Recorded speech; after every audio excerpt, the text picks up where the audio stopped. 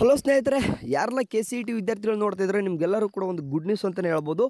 ನಿನ್ನೆ ನೈಟನ್ನು ಬಿಟ್ಟಿರಿದ್ನ but night ಹೇಳಿದ್ರೆ ಜಾಸ್ತಿ ಹುಡುಗರಿಗೆ ಗೊತ್ತಾಗಲ್ಲ ಈ ವಿಷಯ ಅಂತಂದು ಬೆಳಗ್ಗೆ ಮಾಡ್ತಿದ್ದೀನಿ. ಸೊ ಇವಾಗ ಫಸ್ಟ್ ಆಫ್ ಆಲ್ ಯಾರೆಲ್ಲ KCET ಥರ್ಡ್ ರೌಂಡ್ ಅಥವಾ KCET ಎಕ್ಸ್ಟೆಂಡ್ ರೌಂಡ್ ಪಾರ್ಟಿಸಿಪೇಟ್ ಮಾಡ್ತಿದ್ರು ನಿಮಗೆಲ್ಲರೂ ಕೂಡ ಒಂದು ಗುಡ್ ನ್ಯೂಸ್ ಅಂತಲೇ ಹೇಳ್ಬೋದು.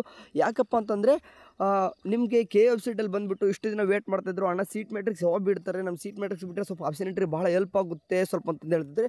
ಸೊ ಹಂಗಾಗಿಬಿಟ್ಟು ನಿಮಗೂ ಕೂಡ ಆಪ್ಷನಿಟಿ ಬಿಟ್ಟಿದ್ದಾರೆ. ಆ್ಯಂಡ್ ಇನ್ನೊಂದು ಏನಪ್ಪ ಅಂದರೆ ಯಾರಾದರೂ ಫಸ್ಟ್ ಟೈಮ್ ನಮ್ಮ ಚಾನಲ್ಗೆ ವಿಸಿಟ್ ಕೊಡುತ್ತಂದರೆ ಒಂದು ಸಬ್ಸ್ಕ್ರೈಬ್ ಆಗಿ ಆ್ಯಂಡ್ ಒಂದು ಲೈಕ್ ಕೊಡೋ ಮುಖ ಒಂದು ಸಪೋರ್ಟ್ ಮಾಡೋಂತ ಕೇಳ್ತೀನಿ. ಆ್ಯಂಡ್ ಈಗಾಗಲೇ KCET first round second round ಈಗಾಗಲೇ ಸೀಟ್ ತೊಗೊಂಡವ್ರಿಗೆ ನಿಮಗೆ BCM ಹಾಸ್ಟೆಲ್ ಅಪ್ಲಿಕೇಶನ್ ಇವತ್ತಿಂದ ಸ್ಟಾರ್ಟ್ ಆಗುತ್ತದೆ.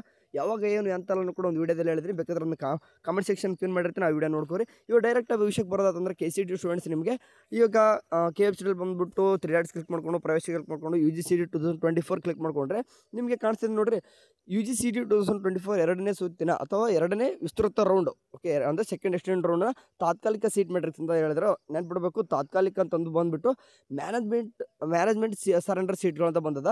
ಮ್ಯಾನೇಜ್ಮೆಂಟ್ ಸೀಟ್ ಸರೆಂಡರ್ ಮೇಲೆ ಕ್ಲಿಕ್ ಮಾಡ್ಕೊಂಡು ಅವ್ನು ಡೋ ಮಾಡ್ಕೊಂಡು ಅದನ್ನ PDF ಓಪನ್ ಮಾಡ್ಕೊಂಡ್ರೆ ನಿಮಗೆ ಒಂದು ಅಂದರೆ ಸುಮಾರು ಒಂದು 900ಕ್ಕೂ ಹೆಚ್ಚು ಸೀಟ್ಗಳು ಇರುವಂಥದ್ದು ಒಂದು ಸರೆಂಡರ್ ಸೀಟ್ಗಳನ್ನು ಬರ್ತಾವೆ. ಇದೇನು ಬರ್ತಾರೆ ಸರೆಂಡರ್ ಸೀಟ್ಗಳು ಅಂತಂದರೆ ನೀವು ಕೇಳ್ಬೋದು. ಹೇಳ್ತೀನಿ, ಇಲ್ಲೆಲ್ಲ ಕಾಣಿಸ್ತಿದೆ ನೋಡ್ರಿ, ನೋಡ್ಕೊರಿ ಒಂದು ಟೈಮು. ಬೇಕಾದ್ರೆ ಒಂದು ಎಕ್ಸಾಂಪಲ್ ಹೇಳೋದಂತಂದರೆ ಈಗ ಸರೆಂಡರ್ ಸೀಟ್ಗಳು ಏನಪ್ಪ ಅಂತಂದರೆ ಈ ಹುಡುಗರಿಗೆ ಸೀಟ್ ಕ್ಯಾನ್ಸಲೇಷನ್ ಬಗ್ಗೆ ಹೇಳಿದರು ಕೇದವರು. 5,000 ರೂಪಾಯಿ ಪೆನಾಲ್ಟಿ ಕಟ್ಟಬೇಕು, ಬಂದುಬಿಟ್ಟು ಸೀಟ್ ಕ್ಯಾನ್ಸಲೇಷನ್ ಮಾಡ್ಕೊಂಡು ಹೋಗ್ರಿ ಅಂತಂದು. ಸೊ ಹಂಗಾಗಿ ಭಾಳಷ್ಟು ಸ್ಟೂಡೆಂಟ್ಸ್ ಏನು ಮಾಡಿದ್ದಾರೆ ಅಂತಂದು ಸೀಟ್ ಕ್ಯಾನ್ಸಲೇಷನ್ ಮಾಡ್ಕೊಂಡಿದ್ದಾರೆ. ಸೊ ಹಂಗಾಗಿಬಿಟ್ಟು ಅಂದರೆ 900ಕ್ಕಿಂತ ಹೆಚ್ಚು ಇಂಜಿನಿಯರ್ ಸ್ಟೂಡೆಂಟ್ಸ್ ಮಾತ್ರ ಇಲ್ಲಿ ಕೊಟ್ಟಿರೋದು, ಇನ್ನೂ ಕೂಡ ಬೇರೆಯವ್ರದ್ದು ಒಂದು ಏನೂ ಕೊಟ್ಟಿಲ್ಲ.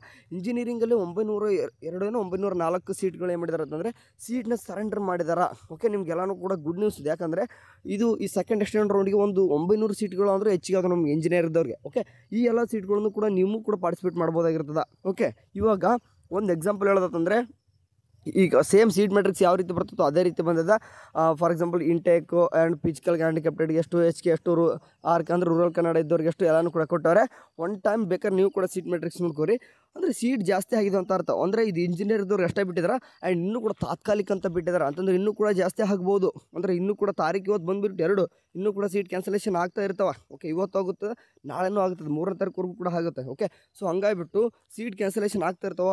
ಅದು ಕೂಡ ಇಂಜಿನಿಯರಿಂಗ್ ಒಂದು ಇವ್ರು ಬಿಟ್ಟಿರೋದು, ಇನ್ನೂ ಕೂಡ ಬೇರೆ ಕೋರ್ಸ್ ಇರ್ತಾವೆ. ಅಂದರೆ ಸುಮಾರು ಸ್ವಲ್ಪ ಸೀಟ್ ಜಾಸ್ತಿ ಆಗ್ತವೆ. ಯಾಕಂದರೆ ಸೆಕೆಂಡ್ ಎಕ್ಸ್ಟೆಂಡ್ ರೌಂಡಿಗೆ ಸೀಟ್ ಜಾಸ್ತಿ ಆಗ್ತವೆ, ನೀವು ತಿಳ್ಕೊಂಬಿಡಬೇಕು. ಇದೊಂದು ಗುಡ್ ನ್ಯೂಸು. ಆ್ಯಂಡ್ ಇನ್ನೊಂದು ಏನಪ್ಪ ಅಂತಂದರೆ ಡಬಲ್ ಗುಡ್ ನ್ಯೂಸ್ ಏನಪ್ಪ ಅಂತಂದರೆ BCM ಹಾಸ್ಟೆಲ್ ಅಪ್ಲಿಕೇಶನ್ ಬಿಟ್ಬಿಟ್ಟಿದ್ದಾರೆ.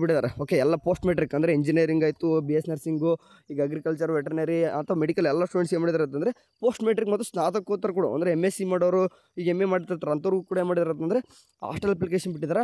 ಸುಮಾರು ಒಂದು ತಿಂಗಳು ಇರ್ತದೆ. ಈ ತಿಂಗಳು ನೀವು ಏನಾದರೂ 15ನೇ ತಾರೀಕು ಅಡ್ಮಿಷನ್ ಆಗುತ್ತೆ. ಸೆಕೆಂಡ್ ಎಕ್ಸ್ಟೆಂಡ್ ರೌಂಡ್ ಅದಾದ ನಂತರ ಕೂಡ ನೀವು ಹಾಸ್ಟೆಲ್ ಅಪ್ಲಿಕೇಶನ್ ಹಾಕ್ಬೋದು. ಹಾಸ್ಟೆಲ್ ಅಪ್ಲಿಕೇಶನ್ ಬಗ್ಗೆ ಕೂಡ ವಿಡಿಯೋ ಮಾಡಿದ್ದೀನಿ, ಬೇಕಾದರೆ ನೋಡ್ಕೊರು ಒಂದು ಟೈಮ್ ಅದನ್ನು ಕಮೆಂಟ್ ಬಾಕ್ಸಲ್ಲಿ ಪಿನ್ ಮಾಡಿರ್ತೀನಿ. ಇನ್ನೇನಪ್ಪ ಅಂದರೆ ಆಪ್ಷನ್ ಎಂಟ್ರಿ ಒಳಗೆ ನಿಮ್ಗೆ ಏನಾದರೂ ಇನ್ನೂ ಕೂಡ ಯಾರಿದ್ರೆ ಸೀಟ್ ಕ್ಯಾನ್ಸಲೇಷನ್ ಮಾಡ್ಕೊಂಬಂದು ಸೆಕೆಂಡ್ ಎಕ್ಸ್ಟೆಂಡ್ ರೌಂಡ್ಗೆ ಏನಾದರೂ ನೀವು ಪಾರ್ಟಿಸಿಪೇಟ್ ಮಾಡೋಕ್ಕೆ ಏನಾದರೂ ಎರರ್ ಬರ್ತಾಯಿದ್ರೆ ಅಂದರೆ ಲಾಗಿನ್ ಆಗೋಕ್ಕೆ ಬರ್ತಿಲ್ಲ ಅಂತಂದರೆ ಹೋಗ್ಬಿಟ್ಟು Kಗೆ ವಿಸಿಟ್ ಕೊಡ್ರಿ. ಇವತ್ತು ಆಗದೆ ಹೋದ್ರೂ ಕೂಡ ನಾಳೆ ಆದರೂ ವಿಸಿಟ್ ಕೊಡ್ರಿ. ಯಾಕಂದರೆ 4ನೇ ತಾರೀಕು ಲಾಸ್ಟ್ ಡೇಟ್ ಇರ್ತದೆ. ಆ್ಯಂಡ್ ಇವಾಗ ಯಾರೆಲ್ಲ ಹೊಸದಾಗಿ ಫ್ರೆಶ್ಶಾಗಿ ಆಪ್ಷನ್ ಎಂಟ್ರಿ ಮಾಡೋರು ಅಂದರೆ ಸೀಟ್ ಸಿಗದೆ ಇದ್ದವ್ರಿಗೆ ಇವಾಗ ಕಾಲೇಜಸ್ನ ಆ್ಯಡ್ ಮಾಡಿರಿ. ಟೈಮ್ ಜಾಸ್ತಿ ಇಲ್ಲ, ಹಂಗಾಗಿಬಿಟ್ಟು ಕೂತ್ಕೊಂಡು ಕಾಲೇಜಸ್ನ ಆ್ಯಡ್ ಮಾಡಿರಿ. ಲಾಸ್ಟ್ ಹೋಪ್ ಅಷ್ಟೇ. ಅಂದರೆ ಇವಾಗ ಸ್ವಲ್ಪ ಸೀಟ್ ಒಂದು ಸ್ವಲ್ಪ ಜಾಸ್ತಿ ಆಗಿದ್ದಾವೆ. ಇದೊಂದು ಗುಡ್ ನ್ಯೂಸು.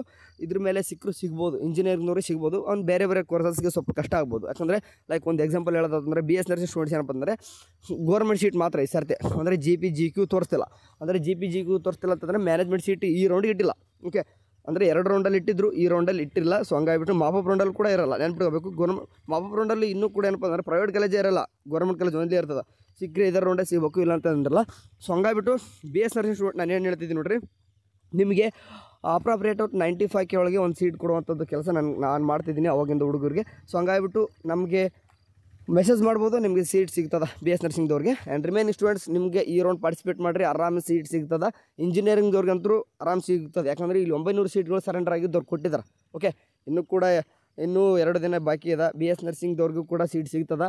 ಟ್ರೈ ಮಾಡಿರಿ, ಸಿಗದೆ ಹೋದರೆ ಅವಾಗ ನೋಡೋರು ಅಂತ ಎನಿವೇ ಏನಾದರೂ ಒಂದು ಕೋರ್ಡಿಂದ ಅಪ್ಡೇಟ್ ಬಂದರೆ ಹೇಳ್ತೀನಿ. ಆ್ಯಂಡ್ ನೀಟ್ ಸ್ಟೂಡೆಂಟ್ಸು ಕೂಡ ನಿಮ್ಗೆ ಗೊತ್ತಿರೋಗೆ ಮಾಪಪ್ ರೌಂಡ್ ಎಲ್ಲನೂ ಕೂಡ ಬಿಟ್ಟಿದ್ದಾರೆ ಡೀಟೇಲ್ಸಾಗಿ. ಒಂದು ಟೈಮ್ ನೋಡ್ಕೊರಿ.